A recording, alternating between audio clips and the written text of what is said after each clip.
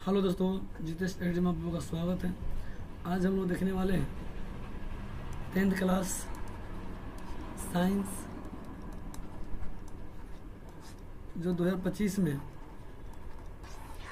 Objective आने वाली है। जो आज हम लोग इम्पोर्टेंट ऑब्जेक्टिव देखने वाले हैं। चलिए हम लोग शुरुआत करते हैं और हम लोग आज इसको देखते हैं अच्छी तरह से।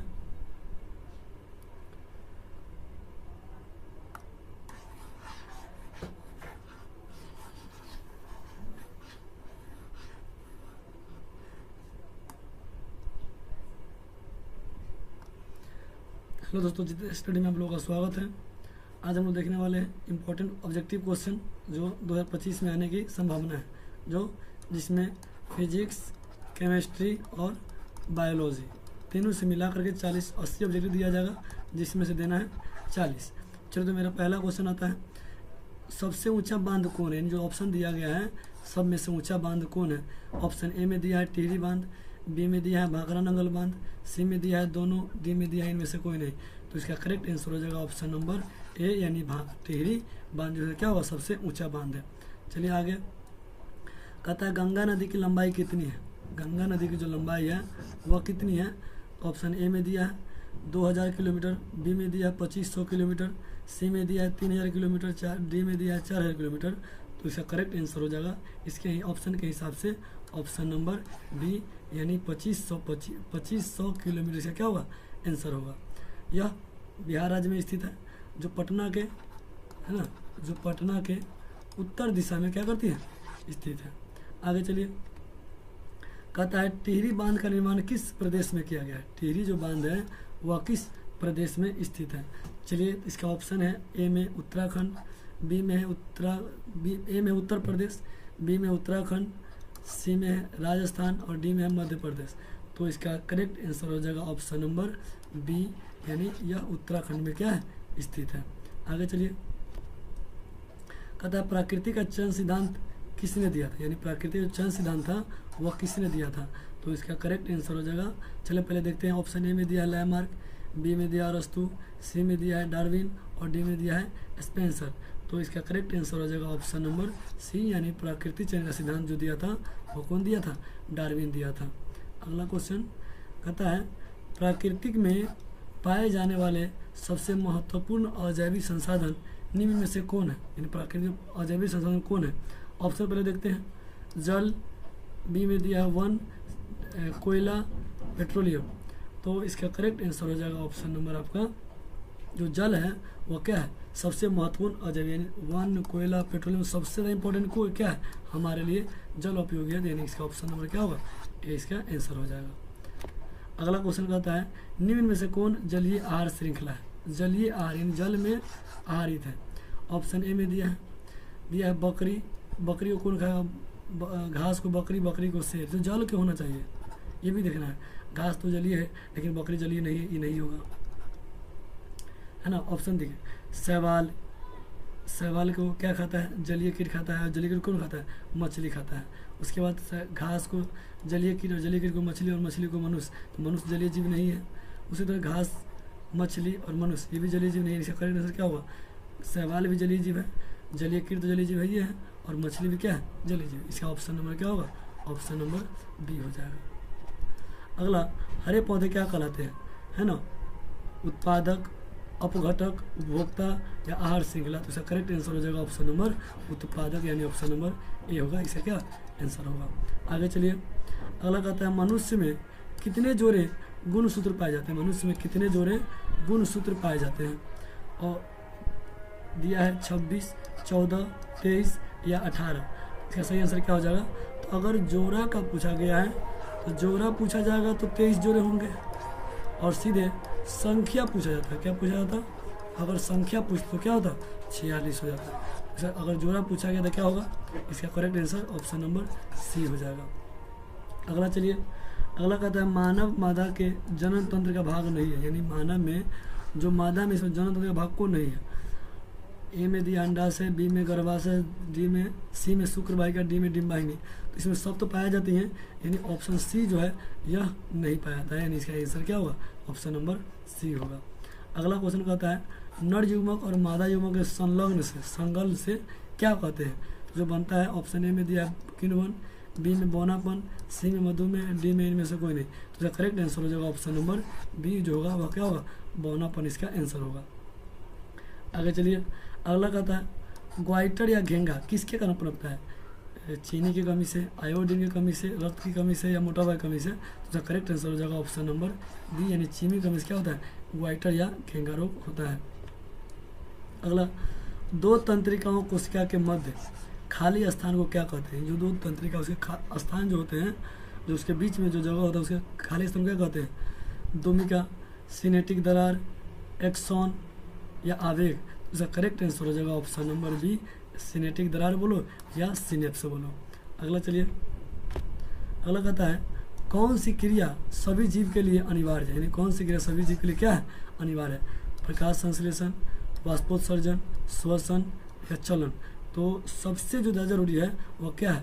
ऑप्शन नंबर इसका क्या होगा? सी हो यानी श्वसन क्या है? सभी जीवों के लिए जरूरी है।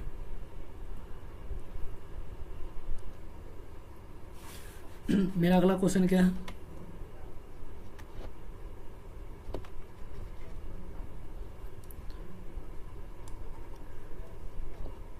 अगला क्वेश्चन कहता है प्रकाश संश्लेषण द्वारा किसकी प्राप्ति होती है? जब प्रकाश संश्लेषण होता है तो किसकी प्राप्ति होती है? तो दिया है वसा का, प्रोटीन का, ग्लूकोज का या प्रकाश का। तो इसका करेक्ट आंसर हो जाएगा ऑप्शन नंबर सी इन प्रकाश संश्लेषण द्वारा ग्लूकोज की प्राप्ति होती है। अगला क्वेश्चन है आवर्त सारणी में शून्य समूह का तत्व कौन है? शून्य वर्ग कहने का मतलब 18वां वर्ग है ना। 18 वर्ग हम लोग क्या बोलते हैं?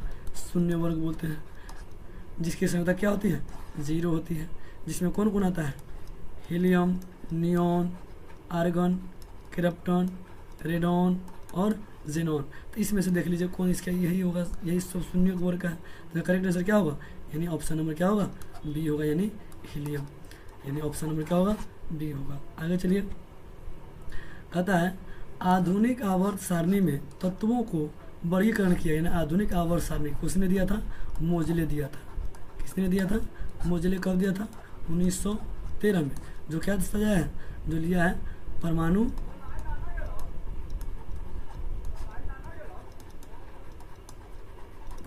क्रमांक को क्या लिया था?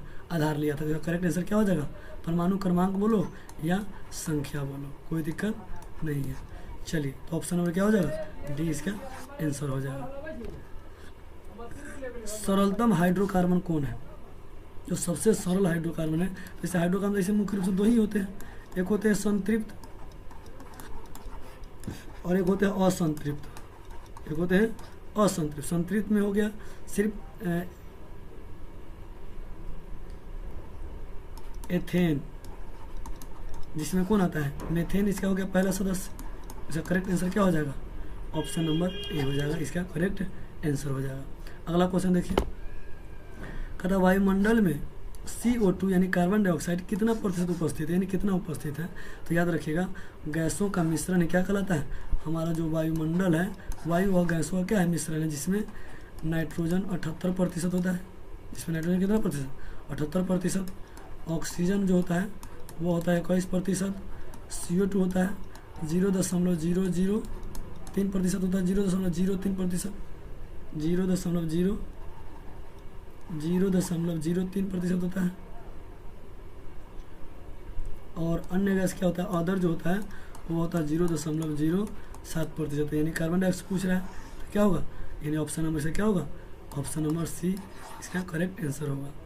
आगे चलिए, अगला कहता है कौन सा विद्युत का सबसे अच्छा सुचालक है ना। तो आपको पता होना चाहिए अगर विद्युत का सबसे अच्छा चालक होता है चांदी। क्या होता है दोस्तों? चांदी होता है। चलिए, ऑप्शन ए में दिया है सी यानी कॉपर, एजी मतलब चांदी होता है। इसका करेक्ट आंसर क्या हो जाएगा? ऑप्शन नंबर डी इसका करेक्ट आंसर हो जाएगा। आगे चलिए, कहता है शुद्ध सोना को व्यक्त किया था। यानी शुद्ध सोना कितने कैरेट का होता है? तो ऑप्शन ए में दिया है 22, 24, 20 या 12। तो करेक्ट आंसर हो जाएगा ऑप्शन नंबर बी 24 कैरेट क्या होता है? शुद्ध सोना होता है। अगला, प्लास्टर ऑफ पेरिस का रासायनिक सूत्र क्या होता है? तो प्लास्टर ऑफ पेरिस को हम लोग POP बोलते हैं, है ना। जो जिप्सम से तैयार किया गया है। जो किससे बना गया है? जो जिप्सम का क्या किया है, तैयार किया गया है। तो इसका सूत्र होता है CaSO4 इंटू 1/2 H2O। इसका सूत्र होता है CaSO4 इंटू 1/2 H2O होता है। इसका क्या करेक्ट आंसर, ये ऑप्शन नंबर क्या हो जाएगा, इसका बी आंसर हो जाएगा। कहता है निम्नलिखित समीकरण में H2 प्लस यानी दिया है समीकरण H2 प्लस Cl2 बराबर 2HCl, यह कौन सा समीकरण है। यह देखिए यह दोनों अलग अलग था, इधर क्या था, क्या हो गया, जुट गया। जुटने का मतलब क्या कर लिया, संयोजन कर लिया। क्या कर लिया, संयोजन हो गया। तो यहाँ देखिए इसका ऑप्शन क्या हो जाएगा, ऑप्शन नंबर इसका क्या होगा, बी इसका करेक्ट आंसर होगा, यानी ऑप्शन नंबर इसका बी आंसर होगा। अगला, चीनी का रासायनिक सूत्र क्या होता है। चीनी का सूत्र होता है वह क्या होता है, ए में दिया CH3COOH, बी में दिया C6H12O6, सी में दिया C12H22O11, डी में दिया CH3CHO। जो करेक्ट आंसर हो जाएगा ऑप्शन नंबर बी, यानी C12H22O11, इसका क्या होगा, करेक्ट आंसर होगा। अगला चलिए, कहता है पवन विद्युतीय जनित्र में पवन की चाल कम से कम कितनी होनी चाहिए, यानी पवन का जो चाल है वह कितनी होनी चाहिए। ऑप्शन ए में दिया 15 किलोमीटर प्रति घंटा, 150 किलोमीटर प्रति घंटा, 1.5 किलोमीटर प्रति घंटा, या 1500 किलोमीटर प्रति घंटा। तो जो करेक्ट आंसर हो जाएगा ऑप्शन नंबर ए, इसका क्या होगा आंसर होगा, यानी 15 किलोमीटर पर आवर से क्या होना चाहिए, कम से कम चाल होना चाहिए। और पवनों का जो देश कहा गया है, किसे कहा गया है, डेनमार्क को कहा गया है। अगला क्वेश्चन देखिए, जीवाश्मी ईंधन का उदाहरण है, यानी जीवाश्मी जो है उसका ईंधन का उदाहरण कौन है, जीवाश्मी ईंधन का क्या उदाहरण है। जीवाश्म ईंधन सबसे अच्छा उदाहरण कौन सा हो सकता है, कोयला, लकड़ी, गोबर गैस, या इनमें सभी। तो इसका करेक्ट आंसर हो जाएगा ऑप्शन नंबर डी, इसका क्या होगा, यानी कोयला भी जीवाश्म ईंधन है, लकड़ी भी जीवाश्म ईंधन, गोबर भी क्या है, जीवाश्म ईंधन है। तो इसका ऑप्शन क्या होगा, ऑप्शन नंबर इसका डी होगा करेक्ट आंसर। चलिए अगला क्वेश्चन देखते हैं। कहता है कार्य करने की क्षमता को क्या कहते हैं, बल, शक्ति, ऊर्जा या ईंधन। तो कार्य करने की क्षमता को क्या बोलते हैं दोस्तों, ऊर्जा बोलते हैं। तो इसका करेक्ट आंसर क्या होगा, ऑप्शन नंबर सी हो जाएगा।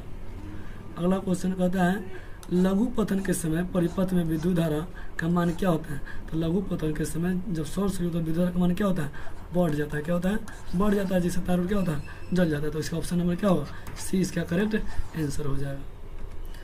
तो डायनमो सिद्धांत आधारित है, या किस पे आधारित है, तो विद्युत चुंबकीय प्रेरण के सिद्धांत पर क्या है, आधारित है। ऑप्शन नंबर इसका ए होगा। डायनमो से किस प्रकार की धारा प्राप्त होती है, तो डायनमो से आपको AC प्राप्त होता है और DC प्राप्त, यानी दोनों इसमें से इसका क्या होगा, आंसर होगा। विद्युत चुंबकीय प्रेरण की खोज किसने किया था, तो विद्युत चुंबकीय खोज किया था वो फैराडे किया था। किसने किया था, फैराडे किया था। और विद्युत चुंबकीय क्षेत्र का अगर बात करता तो वह कौन किया था, तो ओरस्टेड किया था। ओरस्टेड चुंबकीय क्षेत्र का और प्रेरण खोज फैराडे किया था, यानी इसका करेक्ट आंसर क्या हो जाएगा, ऑप्शन नंबर ए होगा। विद्युत धारा कैसे मात्रक क्या है, धारा कैसे मात्रक क्या होता है, वाट, वोल्ट, ओम, एम्पियर। इसका करेक्ट आंसर हो जाएगा ऑप्शन नंबर डी, यानी एम्पियर क्या होता है, धारा का ऐसा ही मात्रक होता है। विद्युत चुंबक बनाए जाते हैं इस्पात से, चांदी से, पीतल के या नरम लोहे के। इसका करेक्ट आंसर हो जाएगा ऑप्शन नंबर डी, यानी विद्युत चुंबक जो बनता है वह नरम लोहे से बनाया जाता है। निम्न में से कौन सा संबंध सत्य है, तो यह ओम के नियम देखना। ओम के नियम क्या होता है, V बराबर I गुने R होता है। इसमें कौन सा देखिए, V बराबर I गुने I बटा R है, V बराबर R बटा 1 है, या V बराबर I इंटू R, यानी इसका करेक्ट आंसर क्या हो जाएगा, ऑप्शन नंबर सी होगा। इसे तीन हो निकलता है, V बराबर I गुने R, या I बराबर V बटा R, या R बराबर V बटा I। इसका तीनों फार्मूला होता है, एक ही से निकलता है, जो ओम नामक वैज्ञानिक ने दिया था। अगला है ऊर्जा का ऐसा ही मात्रक क्या होता है, तो ऊर्जा का ऐसा मात्रक ऑप्शन दिया है कैलोरी, कैलोरी दिया है, उसके बाद दिया है कैलोरी दिया है,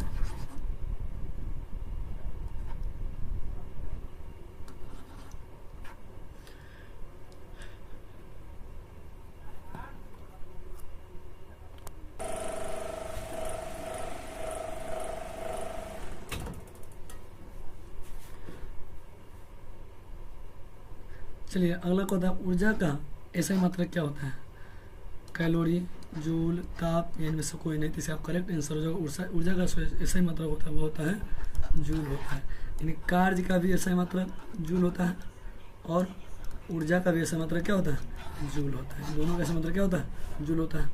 अगला चलिए, कहता है नेत्र में किसी वस्तु का प्रतिबिंब बना पर वह कैसा होता है, यानी हमारे नेत्र में जो किसी वस्तु का प्रतिबिंब बनता है वह कैसा बनता है। ऑप्शन ए में दिया है काल्पनिक सीधा तथा छोटा, काल्पनिक उल्टा तथा बड़ा, वास्तविक उल्टा तथा छोटा, वास्तविक उल्टा तथा बड़ा। तो इसका करेक्ट आंसर हो जाएगा ऑप्शन नंबर सी, यानी वह वास्तविक भी बनता है, उल्टा बनता है और क्या बनता है, छोटा बनता है। बड़ा बने को दिखाई ही नहीं देगा।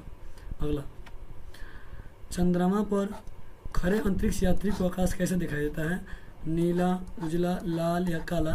तो करेक्ट आंसर हो जाएगा ऑप्शन नंबर डी, यानी चंद्रमा पर जो खरे यात्री होते हैं उसे अंतरिक्ष कैसे दिखाई देता है, काला दिखाई देता है। क्यों, क्योंकि वहाँ पे वायुमंडल नहीं है और वायुमंडल न होने के कारण वहाँ पे क्या होता है, अंतरिक्ष यानी पूरा काला दिखाई देता है। अगला कहता है आकाश का रंग नीला किसके कारण होता है। आकाश का रंग नीला ऑप्शन दिया प्रकाश के परावर्तन के कारण, प्रकाश के प्रकिरणन के कारण, प्रकाश के अपवर्तन के कारण, इनमें से कोई नहीं। तो करेक्ट आंसर हो जाएगा ऑप्शन नंबर बी, प्रकिरणन के कारण इसे क्या होता है, नीला प्रतीत होता है। और जो प्रकिरणन होता है वह नीले रंग का सबसे ज़्यादा होता है और लाल रंग का सबसे कम होता है प्रकिरणन, और इसका क्या होता है, ज़्यादा होता है। आगे चलिए, कहता है अवतल लेंस को कहते हैं, अवतल लेंस कैसा होता है ना। तो इसका करेक्ट ऑप्शन पहले देख लेते हैं। अभी अवतल लेंस को कहते हैं अभिसारी लेंस, द्वि अवतल लेंस, अपसारी इनमें से कोई नहीं। देखो, तो अगर उत्तल को हम लोग बोलते हैं, उत्तल को बोलते हैं अभिसारी लेंस, क्या बोलते हैं, अभिसारी, और अवतल को अपसारी बोलते हैं, क्या बोलते हैं, अपसारी बोलते हैं। इसका करेक्ट आंसर क्या होगा, ऑप्शन नंबर सी होगा, यानी ऑप्शन नंबर क्या होगा, इसका ऑप्शन नंबर सी होगा। अगला चलिए, कहता है एक अवतल दर्पण की फोकस दूरी यानी एफ बराबर दिया है कितना, 10 सेंटीमीटर, और उसकी वक्रता त्रिज्या क्या होगी, यानी आर बराबर पूछता है 8। तो फॉर्मूला होता है एफ बराबर r/2, है ना। तो क्या दे दिया, एफ दे दिया, तो रख दीजिए। तो एफ बराबर होता है r/2, यहाँ बनाते हैं। चलो, तो एफ की जगह पर कितना रखना है, 10 बराबर r/2, इसको उधर भेज देंगे तो क्या हो जाएगा, 10 गुने 2 बराबर r, आर बराबर क्या हो जाएगा, 10 दूना 20 सेंटीमीटर। इसका करेक्ट आंसर क्या हो जाएगा, ऑप्शन नंबर बी हो जाएगा। लास्ट क्वेश्चन देखते हैं, कहता है सर्च लाइट का परावर्तन सतह होता है, जो सर्च लाइट होता है परावर्तन सतह कैसा होता है, उत्तल, अवतल, समतल, या इनमें से कोई नहीं। तो इसका करेक्ट आंसर हो जाएगा ऑप्शन नंबर बी होगा, यानी अवतल जो होता है सर्च लाइट क्या होता है, परावर्तक सतह होता है। चलिए, तो फिर हम नेक्स्ट वीडियो में मिलेंगे, तब तक जय हिंद।